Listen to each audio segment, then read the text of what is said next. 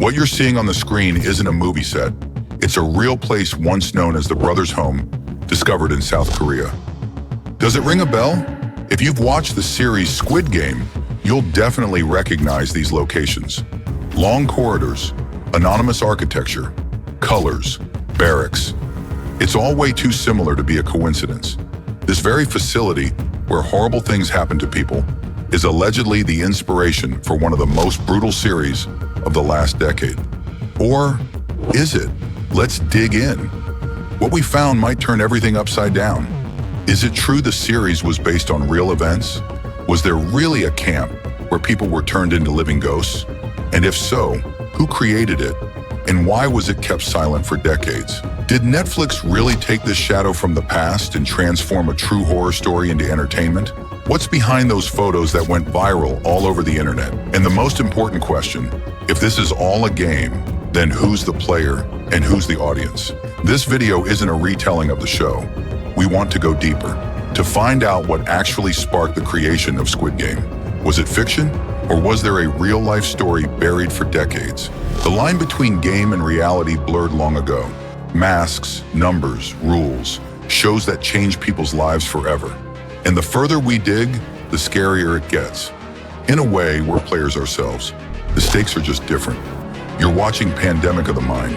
Buckle up, we're starting.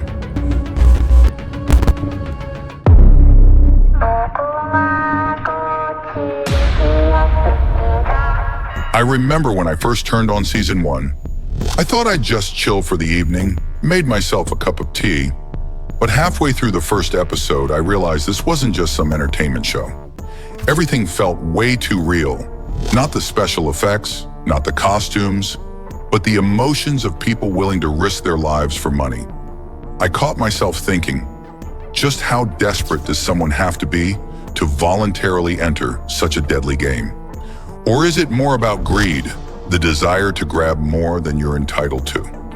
Let me know your thoughts in the comments. I'm genuinely curious how you see it.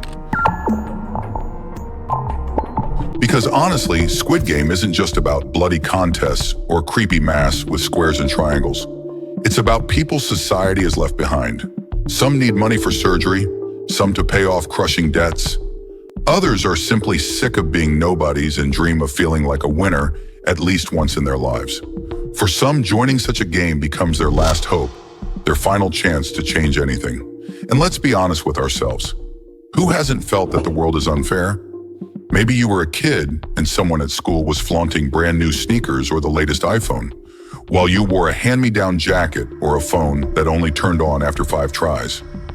Or maybe at work, someone earns 10 times more than you, even though you both work the same hours. It's that feeling the world is split into those who can afford everything and those who count coins every week and postpone buying proper shoes until the next paycheck. And the series shows us that when people have absolutely nothing left to lose, they'll risk even their own lives. But what if it's not just fiction?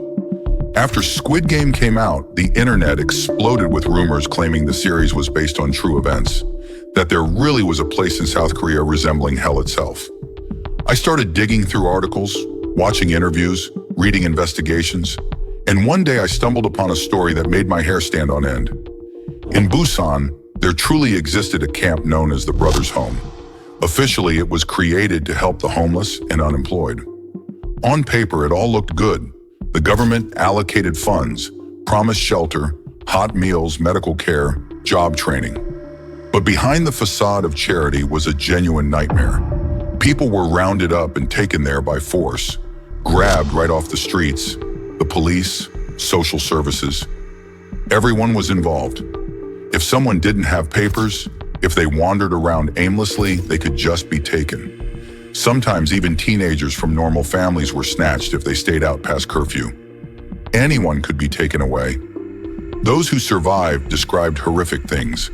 They were forced to work on construction sites and factories, hauling heavy loads. No pay. They were beaten, humiliated, kept in inhumane conditions. People slept huddled together on concrete floors, ate rotten food or meager scraps of rice. They fell ill and died. Official records say 513 people died in that camp. But human rights activists believe the real number is much higher because many deaths were never documented or were deliberately covered up. The most horrifying part? They kept children there. Some arrived as young as 10 or 12. They too were beaten, made to wear identical uniforms, assigned numbers. Just like the scenes in Squid Game, where everyone is dressed in identical green tracksuits to erase individuality. Except in real life, it was far more terrifying and filthy. One woman, Park Sun-hee, told journalists she was taken there when she was 10. She spent 6 years in the camp. To this day, she wakes up in cold sweats from memories of screams, beatings, and humiliation. She said that every single day felt like one endless survival game, only without the option to leave. And you know what shocked me the most?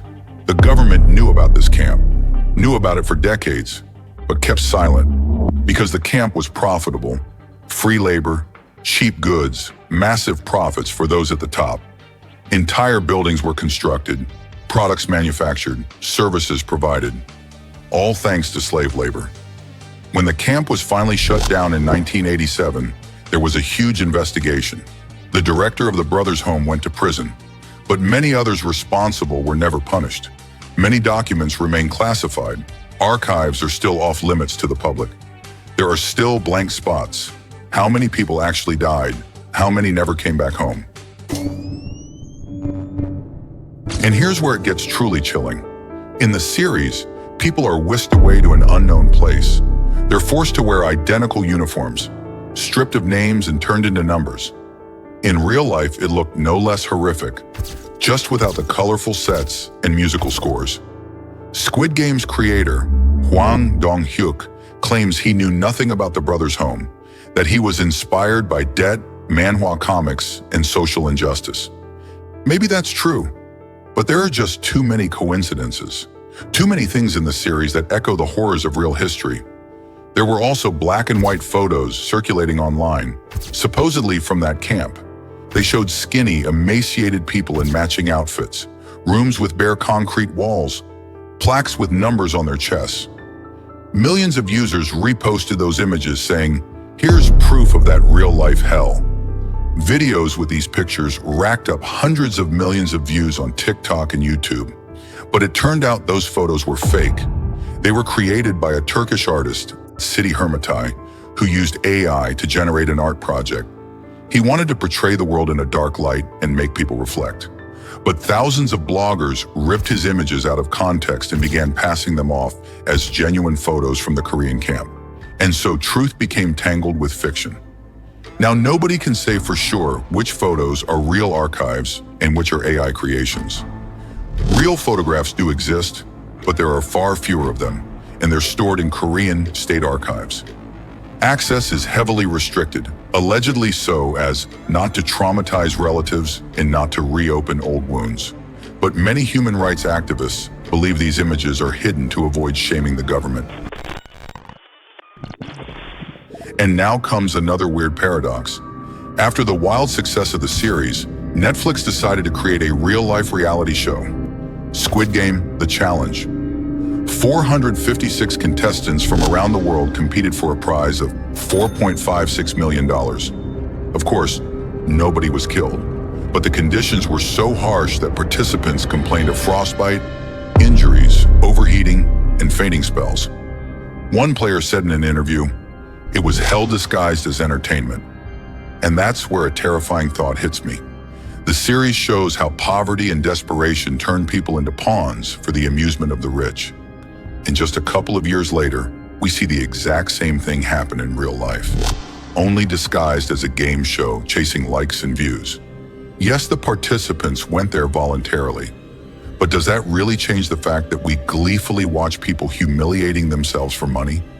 It's beginning to look more and more like modern-day gladiator fights, just with cameras, drones, and millions of views. You've probably noticed it too. More and more people are diving into bizarre challenges, reality shows, pranks, crypto projects, NFTs, and betting. Some go on TV shows where they're willing to eat anything or even hurt themselves for cash. Others gamble in crypto games. Either they hit the jackpot or end up broke. Still others take part in iPhone giveaways that are 99% scams. And if you think about it, we're all living in our own endless Squid Game already. People join crazy challenges, gamble away their last money on bets, lotteries, casinos. Some do the wildest things just to become popular and rack up views. Some humiliate themselves for 5 minutes of fame, convinced those 5 minutes will change everything. And I keep asking myself, do people really want to play? Or are they pushed into it by desperation? Or maybe it's simply a new social ladder. Those willing to risk it all rise to the top. Scientists say the poorer someone is, the more they dream of easy money, of a sudden chance. It's not always about greed. More often, it's about hope. People think, maybe I'll be the lucky one. And in the end, we're all players in one way or another. Only the stakes are different for each of us. For some, the stakes are health or relationships. For others, it's the last $100 they're gambling in the roulette of life. Sometimes I feel like our entire world has become one giant Squid Game. But in real life, there are no fancy costumes, no colorful sets, no choreographed scenes. There are just people playing, people watching, and those making money off it all. And the scariest part, realizing that for some, all of this is just entertainment, but for others, it's a matter of survival. So maybe Squid Game isn't just a series after all. Maybe it's a mirror we're all afraid to stare into for too long. A mirror where poverty becomes a spectacle, where life itself turns into a bet, where everyone dreams of hitting the jackpot, forgetting what they're risking in the process. What do you think? Will we ever stop playing? Or will the stakes just keep getting higher?